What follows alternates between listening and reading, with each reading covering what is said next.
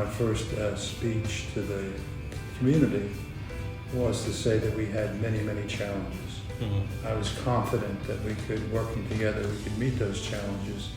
But I said above all the challenges that we had, establishing governmental structure, putting in place a sound community plan for the future, above all of those things, I said what we had a challenge in doing is being a community, mm-hmm. not just a piece of parts, but bringing people together and making them feel part of the community.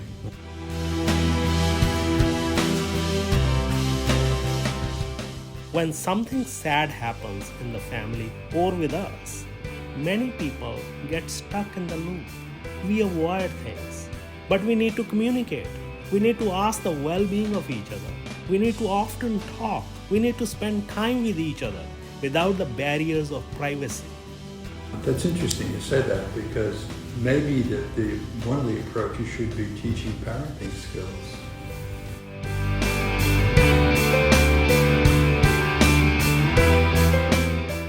I think the two words that I would encourage the audience to focus on would be optimism and hope. Mm-hmm. Regardless of who is in the office or who's not in the office or who's leaving and staying, we are an American people. And an American people has always been able to rise to the challenges because they've had optimism and hope. Never lose sight of optimism and hope.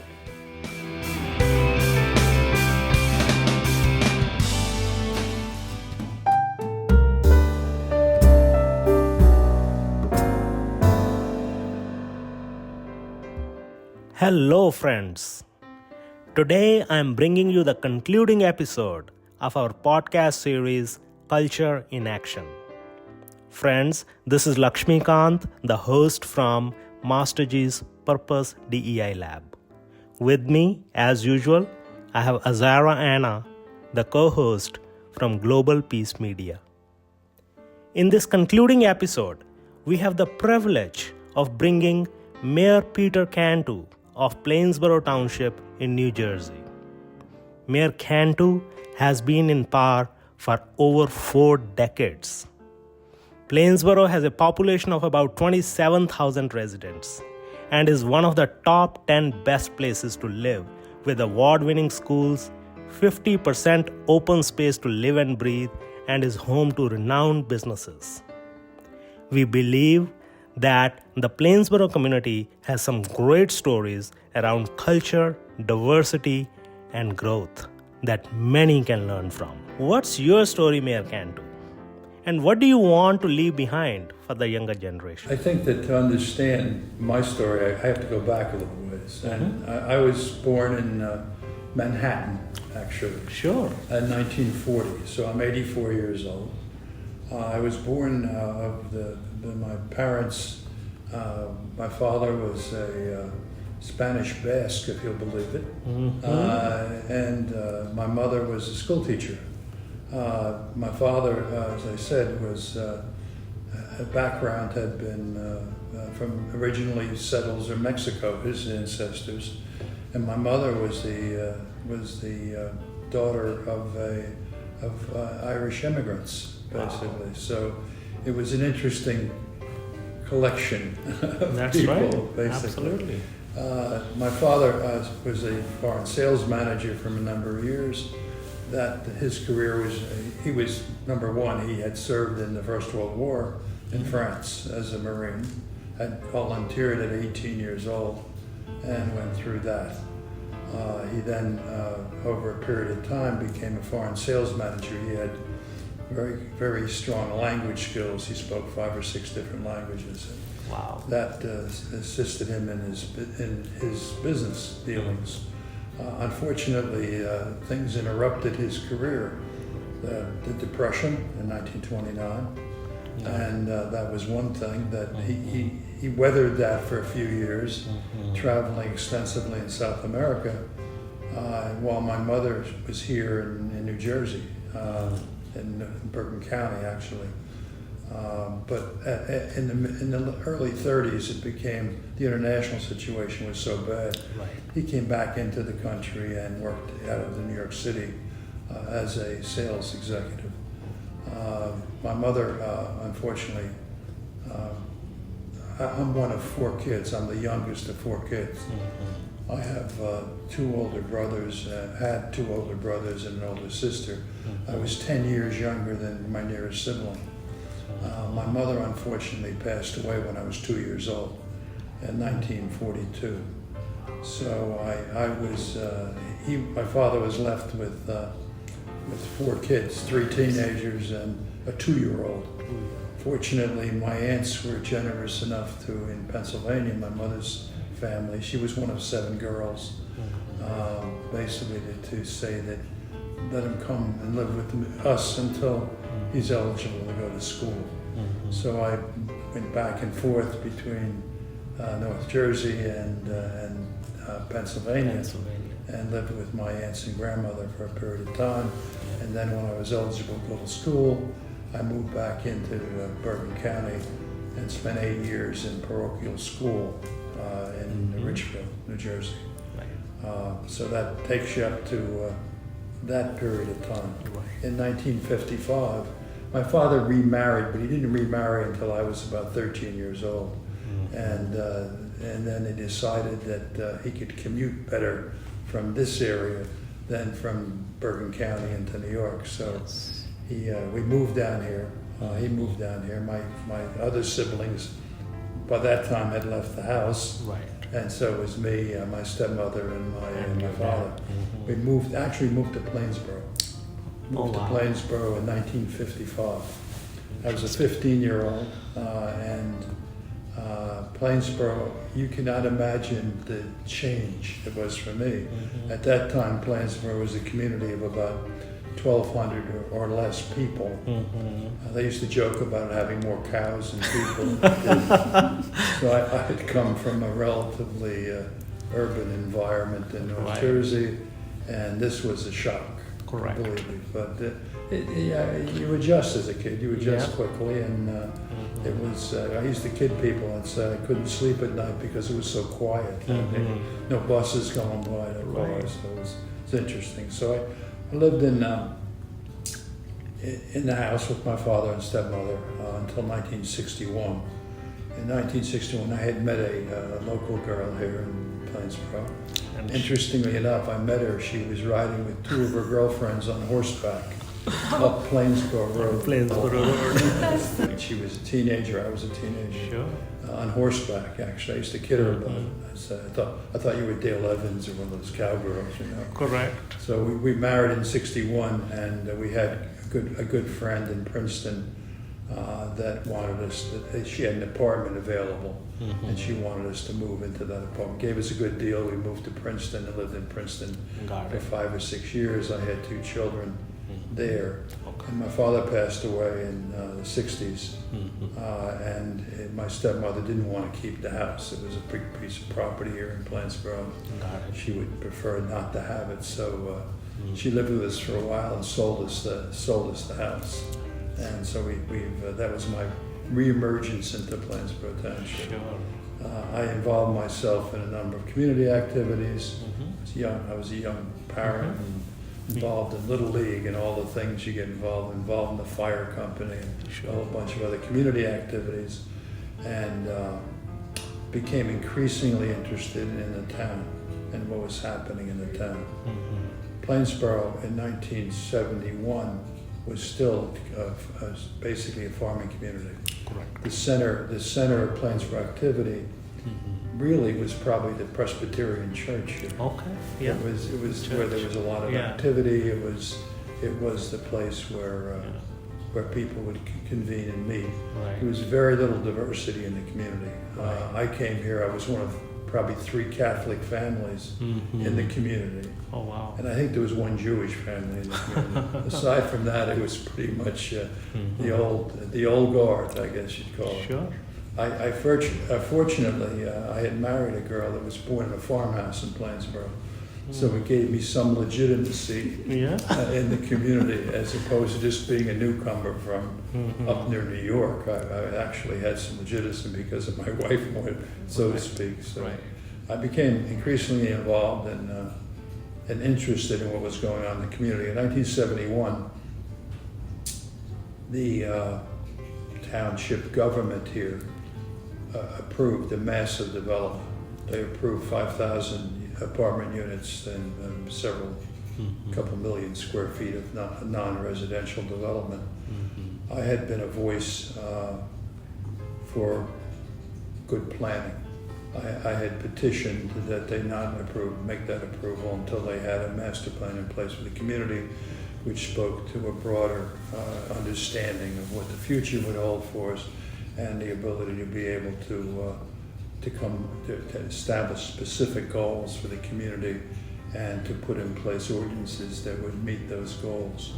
I spent some time lobbying for that, became involved politically, ran twice unsuccessfully in the early 70s. And then in 1975, I think the town fathers got sick of listening to me, so they decided there was a vacancy on the committee, so they decided to appoint me, I guess assuming that I'd be more cooperative. Correct. I wasn't more cooperative. I was always try to be polite, but there's things I wanted to see the community do. Right. So in '75, I went on the township committee. I ran for election that year because I was serving the balance of a term.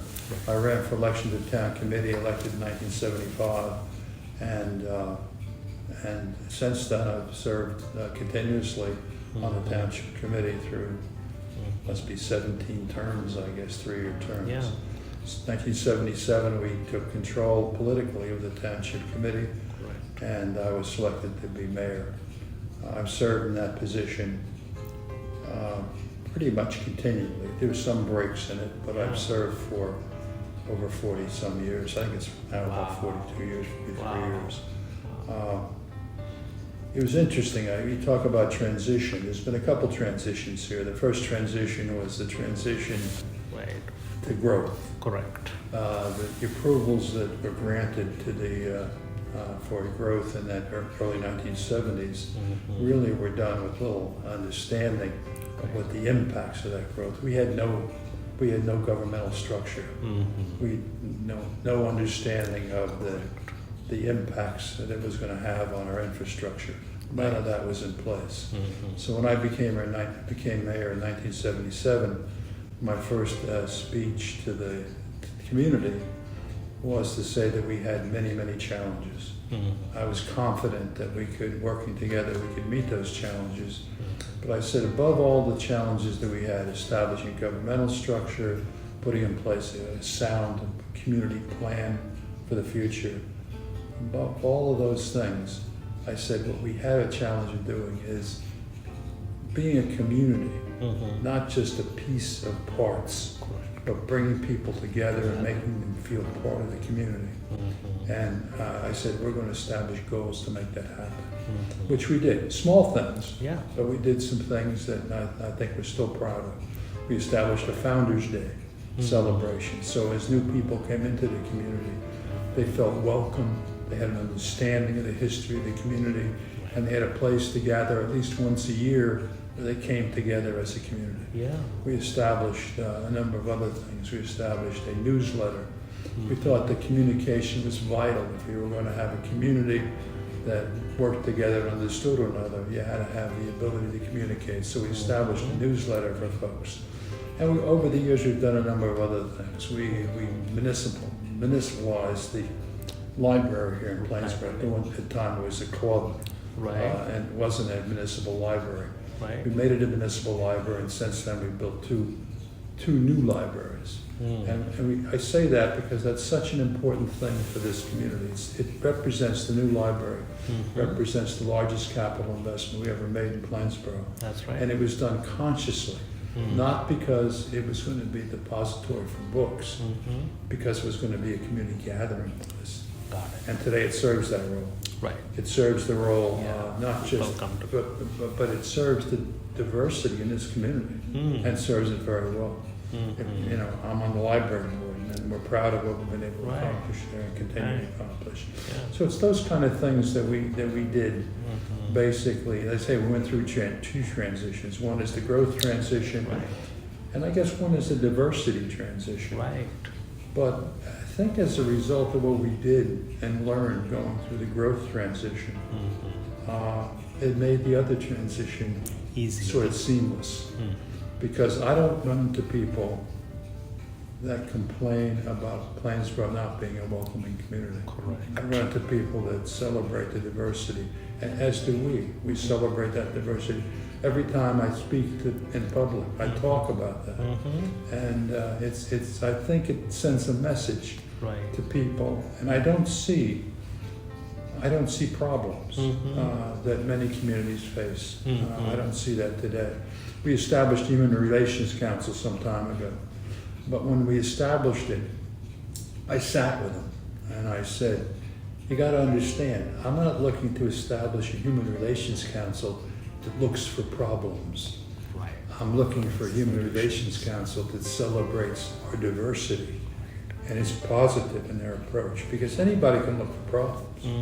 And frankly, I don't think we have that many problems. But if there's a problem, we'll address it. Correct. But your role is to basically celebrate this community and celebrate its diversity. And I think that's stood us in good stead here. So I also had the good fortune of working for a company that IBM in the old days, the old IBM, that basically preached respect for the individual. As a, I don't know how it is today. Probably changed somewhat in the new environment.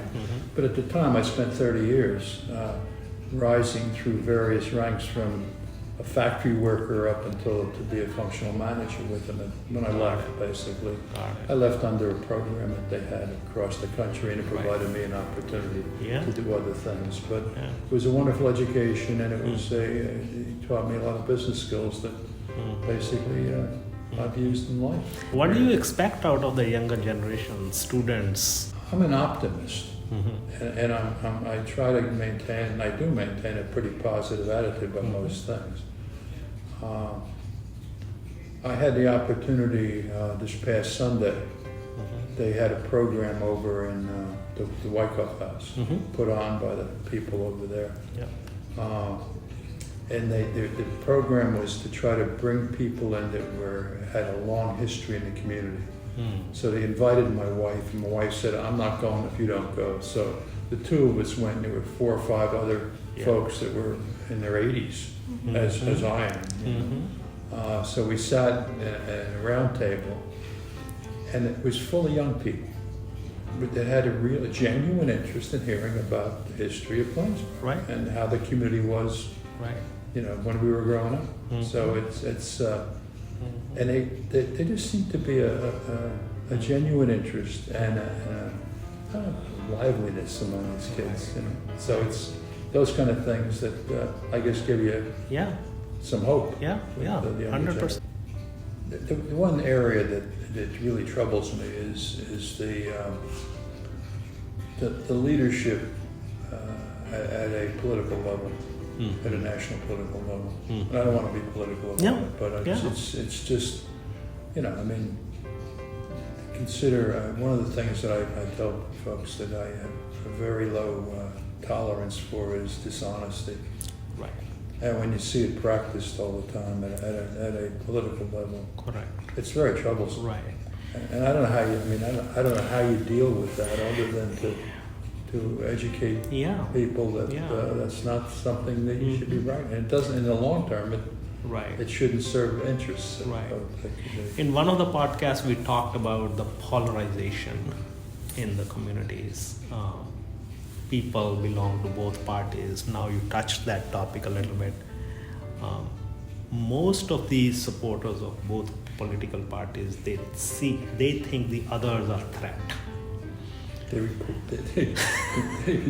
report to their corners and then never come together. So, and we were talking if media. But there are some basic things that should be practiced. Exactly. There should be some basic consideration of honesty. There should be basic consideration of empathy for people. And if those things aren't being practiced, I don't know how you not be critical. Correct. Yeah. Because when I started this podcast, I studied the world, culture, and in India, for example, people, we used to discipline the kids at home, but in America, slightly different system, right? Independence, privacy, and we talked about those things in the podcast a lot. But what is common across the world is the family unit. Everyone in the world, they respect that there has to be a bonding in the family. Everyone thinks that there has to be a respect for the parents, respect for the elderly, right? There are some isolated situations that has diverted us from that concept, right? Some, child abuse started happening, and we started being very vigilant and very careful about that. And there started, the kids parted away from the parents.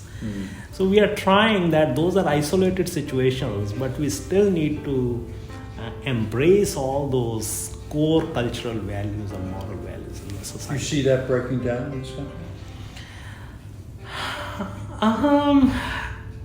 Not only this country, but generally in the world. Generally. Yeah. But I think you're absolutely right. I think it begins with the family. Begins with the family structure. Yeah. I mean, in the offices, we teach diversity. We do a lot of leadership lessons. We talk about a lot. Then I wonder that once you reach the office, you are already 20, 22 years old. It starts at home. Yeah. When I go out for a morning walk, can't I look for a person who look different than me? When I invite someone on Diwali party, how many times I invite a non-Indian on a Diwali party?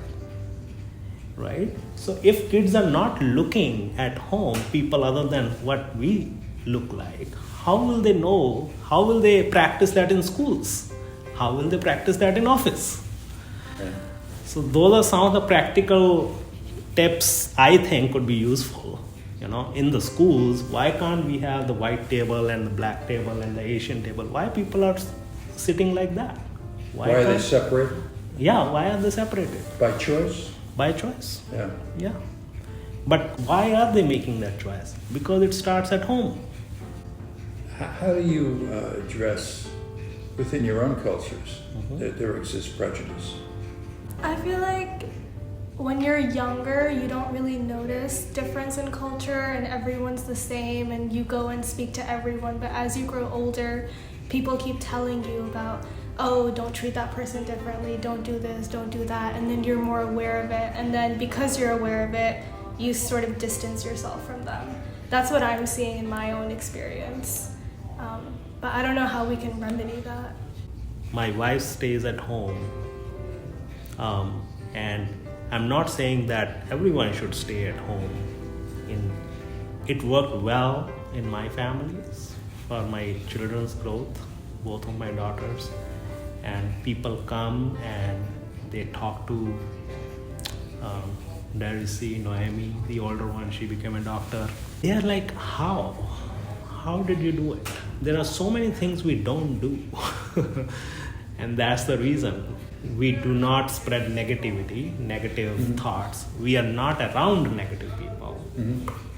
We respect each other. If someone stays at home and someone's in office, there is a respect for each other.